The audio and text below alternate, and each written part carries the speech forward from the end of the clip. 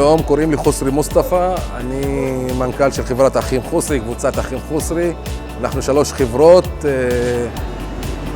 אנחנו עובדים עם הרבה מפעלים בארץ, כעיקרון מפעלים כימיים.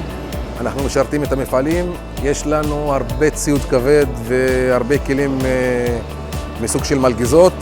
אנחנו משרתים מפעלים כימיים מקבלת סחורה מאונייה בתפזורת, להפיכת את זה למוצר מדף.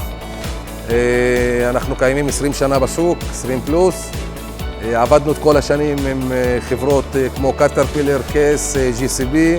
עד לפני שנה וחצי לא הכרנו מוצר בשם ליקונג.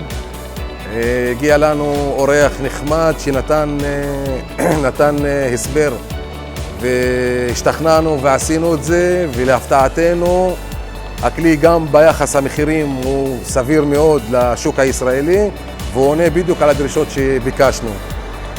מה שהפתיע אותנו עוד יותר לטובה, השירות שהם נותנים.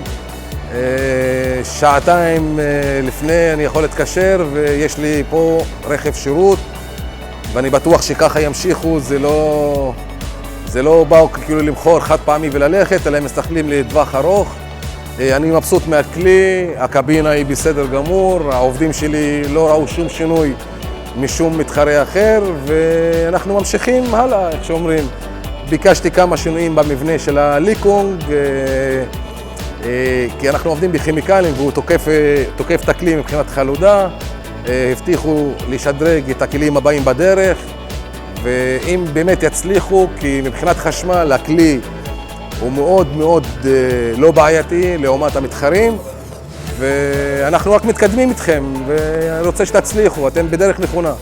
הכלי פשוט, לא מסובך, לא הרבה כפתורים וכל השיגונות של כל הכלים החדשים, והצוות של ליקונג שבישראל, אני מברך אותם. הבחירה הייתה טובה, אני אומר רק צריך לשנות את השם ליקונג. אם אני מסיר עכשיו ליקונג יגידו זה קטרפילר. אם אני מבדיל בין קטרפילר לליקונג זה הרבה שנים, אז תאמינו לי, ליקונג כבר יתעבור אותם במהר.